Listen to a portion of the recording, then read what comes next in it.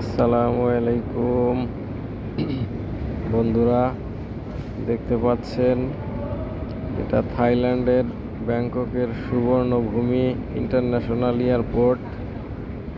তো আমরা চায়না যাচ্ছিলাম থাই এয়ারওয়েজে। তো এখানে 3 ঘন্টার একটা ট্রানজিট ছিল। তো একটু নেমে হেঁটে হুটে দেখতেছি যে আসলে এয়ারপোর্টটা খুবই সুন্দর গুছানো। আপনারা এখানে আসলে 2-4-5 ঘন্টা ঘুরেও শেষ করতে পারবেন না। বিশাল এক এয়ারপোর্ট। আপনারা এখানে পাবেন খুব ভালো মানের ঘড়ি, রোলেক্সের শোরুম এবং নামি দামি সব শোরুমগুলো এখানে পাবেন। তারপরে সময় কাটানোর জন্য গেটের শেষ দিকে পাবেন মাসাজ পার্লার। আপনারা চাইলে মাসাজ নিয়েও দেখতে পারেন। এবং এখানে খাবারের দোকান রয়েছে, ডিউটি ফ্রি শপ। আপনারা চাইলে ঘুরে ঘুরে আমার মতো সময় কাটাতে পারেন। তো ভালোই লাগছে, অনেক ঘুরলাম।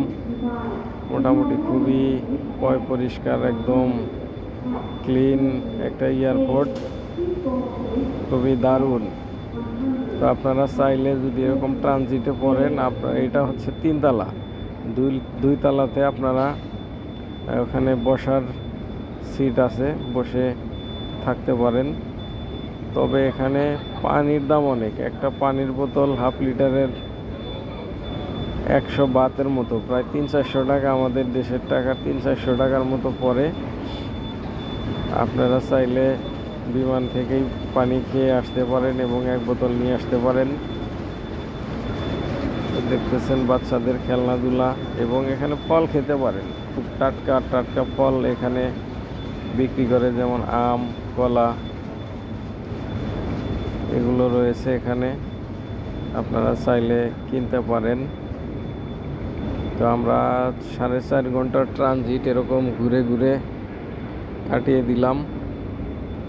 তো দেখতে থাকুন।